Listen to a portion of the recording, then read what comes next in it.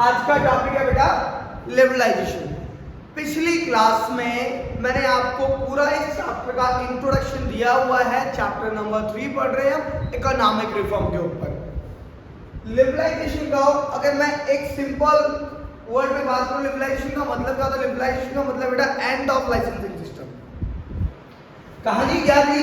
कहानी ये थी कि जब मैंने आपको चैप्टर सेकंड पढ़ाया होगा 1950 से लेकर 1990 तक की जब मैंने कहानी आपको बताई थी, उस समय मैंने आपको एक बात बताया था कि गवर्नमेंट ने क्या करा था बेटा, कंपनियों को अपने अंडर क्या किया था? रिजर्व कर लिया था। क्या कर लिया था? रिजर्व कर लिया था। बताया था ना, शेड्यूल ए में 17, शेड्यूल बी में 12, बाकी जितनी भी प्राइवेट कंपनी अगर खुलेंगी तो उसके लिए उनको गवर्नमेंट से परमिशन लेना पड़ेगा।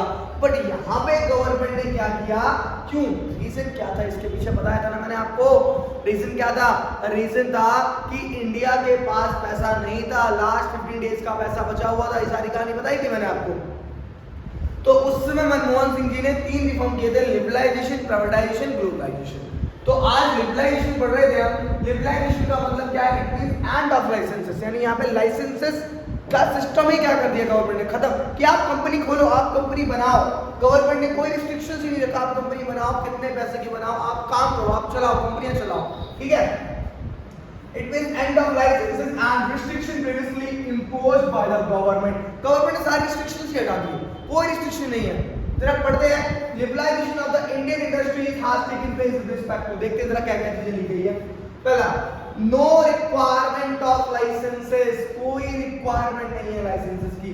एक्सपेक्ट 5 इंडस्ट्रीज, सिर्फ 5 इंडस्ट्रीज को छोड़ के आपको लाइसेंस की नीड ही नहीं है। पहली बात ये ध्यान रहे। दूसरी बात, no restrictions on expansion of business activity in scale of business, कोई रिस्ट्रिक्शन नहीं है आपको बिजनेस में। आपका बिजनेस छोटा हो बड़ा हो, कोई प्रॉब्लम नहीं है गवर्नमेंट को। Freedom of fixing the price of goods and services, और आप गुड्स एंड सर्विसेज का प्राइस भी फिक्स कर सकते हैं। तीनों पॉइंट आपके समझ में आ गया होगा। पहला पॉइंट था बेटा, पहला पॉइंट क्या बताया था? No requirement of license, except 5 industries. दूसरा पॉइंट क्या है? No restriction on expansion of business activity और scale of business. Third point है freedom of fixing the price of goods and services, आपको खुली आजादी, आप गुड्स एंड सर्विसेज का प्राइस फिक्स कर सकते हैं, ठीक है। And the fourth is reduction in tax rate, बेटा टैक्स रेट को कम कर दिया गया। Lifting of unnecessary control over the government. अच्छा, आप लोग सोच रहे हैं गवर्नमेंट ने सारी चीजें करी क्यों? ये भी बहुत सोचने वाली बात है कि क्या नीड पड़ी कि कोई रिस्ट्रिक्शन नहीं है, आप करिए, आपको जो काम करना है। बात ये थी वहां पे बेटा, चीजें ये थी कि इंडिया बिल्कुल डूबने की कगार पे था, ठीक है। तो उस समय गवर्नमेंट में जो हुआ आप करिए, गवर्नमेंट ने बिल्कुल क्लियर कर दी, आप काम को करिए। टैक्स रेट बिल्कुल घटा दिया गया। Simplifying procedure for import and export, बिल्कुल सिंपल प्रोसीजर कर दिया। किस चीज का? इंपोर्ट एंड एक्सपोर्ट का। आप चीजें मंगाइए, भेजिए, कोई रिस्ट्रिक्शंस आपको है ही नहीं, ठीक है। तो ये सारी कहानी समझ में आ गई लिबरलाइजेशन की। लिबरलाइजेशन क्या होता है? एंड ऑफ लाइसेंसिंग सिस्टम, ठीक है। और liberalisation of Indian industries has taken place with respect to, ये सारे पॉइंट्स मैंने आपको बताए। क्लियर है? ठीक है। एक बार अपनी कॉपियों में इसको उतारिए, फिर आगे बढ़ते हैं। तो अब पढ़ रहे हैं impact of liberalisation on industrial sector. किस चीज का इंपैक्ट पड़ रहा है? लिबरलाइजेशन का किस पे इंपैक्ट पड़ रहा है? इंडस्ट्रियल सेक्टर पे क्या इंपैक्ट पड़ा है लिबरलाइजेशन का? तो सबसे पहला इंपैक्ट और इंपॉर्टेंट इंपैक्ट जो है वो रिडक्शन इन इंडस्ट्रियल लाइसेंसिंग। अच्छा, इंडस्ट्रियल लाइसेंसिंग में जो मैंने बात पहले करी थी, ठीक है। The new industrial policy abolished by the system of industrial licensing for most of the industry. Under the policy, no license are required for setting up a new industrial unit for the expansion of existing unit. यानी अब आपको, अगर आप अपना business setup कर रहे हैं तो आपको लाइसेंस की कोई नीड नहीं है, ठीक है, जो बात मैं पहले भी कर चुका हूं। The new policy abolished industrial licensing. The new policy abolished industrial licensing for all the project except 18 industries.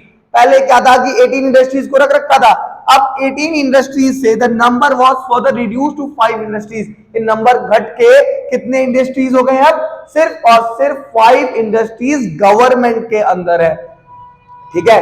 Reduction in industrial licensing पढ़ रहे हैं, टॉपिक है impact of liberalisation on industrial sector, क्या इंपैक्ट हुआ लिबरलाइजेशन का industrial sector पे, ठीक है। तो सबसे पहला इंपॉर्टेंट क्या था? Reduction in industrial licensing.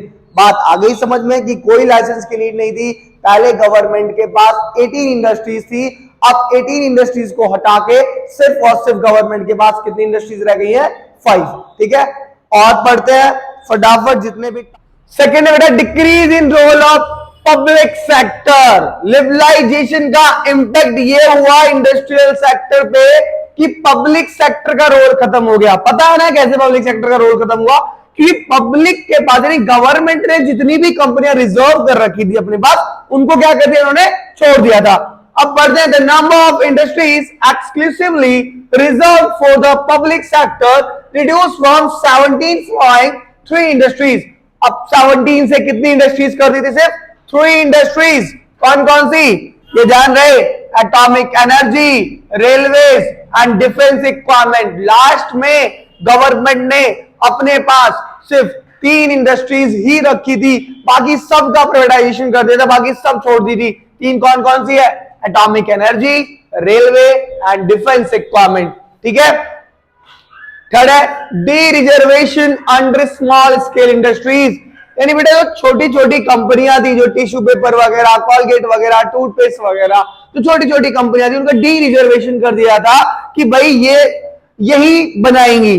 Many goods produced by small scale industries were D reserved, ये इन्हीं के लिए रिजर्व था और कोई इसको प्रोड्यूस नहीं कर सकता था। Third, monopoly and restrictive trade practices, याद रहे एमआरटीपी एक्ट को रिप्लेस कर दिया गया था। MRTP act has been replaced by the, किसने किया था? Competition act. किसने किया था? कंपटीशन एक्ट 2002, ठीक है, which is more liberal. The competition act 2002 was amended by the Competition Amendment Act 2007। अब 2007 में भी सुधार हुए थे, कुछ चीजें लागू हुई थी, कुछ चीजें एड ऑन हुई थी, किसमें? कंपटीशन एक्ट में। और उसके बाद जो लास्ट टाइम बेटा अगेन कंपटीशन एक्ट में जो सुधार हुए हैं, जो चीजें जुड़ी है, वो अमेंडमेंट जो हुआ है वो कब हुआ है? एक्ट 2009, यानी कंपटीशन एक्ट 2009 में जो सुधार हो गए, जो फाइनली जो लास्ट था हमारा, तो वो कब है? Competition act 2009। तो सारी बातें समझ में आ गई कि क्या इंपैक्ट हुआ किसका? लिबरलाइजेशन का। किस पे? इंडस्ट्रियल सेक्टर पे। और मैं बार बार एक चीज कहता रहता हूं, एक पॉइंट आउट करता रहता हूं कि बेटा इंडियन डेवलपमेंट तभी समझ आएगा जब चीजें सोचोगे कि अच्छा उस समय ये चीजें हुई थी, फिर ये सुधार हुए थे, ये गलत चीजें, ये गलत कदम गवर्नमेंट ने उठाए थे जिनकी वजह से हमारी इकोनॉमी में प्रॉब्लम हुई, तो कैसे कैसे क्या क्या चीजें हुई, इसलिए मैं आपको बिल्कुल ब्रीफ करके चीजों को बताता रहता हूं। तो इसके बाद impact of liberalisation on industrial sector के बाद हमारा नेक्स्ट जो, अब इस वीडियो को हम यही खत्म करेंगे बेटा, ठीक है। बाकी नेक्स्ट वीडियो में क्या इंपैक्ट पड़ा किस पे? फाइनेंशियल सेक्टर पे, या क्या इंपैक्ट पड़ा तुम्हारा फाइनेंशियल पे या जिस पे भी, तो वो नेक्स्ट वीडियो में हम बात करेंगे बहुत आराम से, ठीक है। तो आज के लिए बेटा इतना ही है, थैंक यू। और नोट प्रिपेयर करते रहिए, ठीक है। Okay class.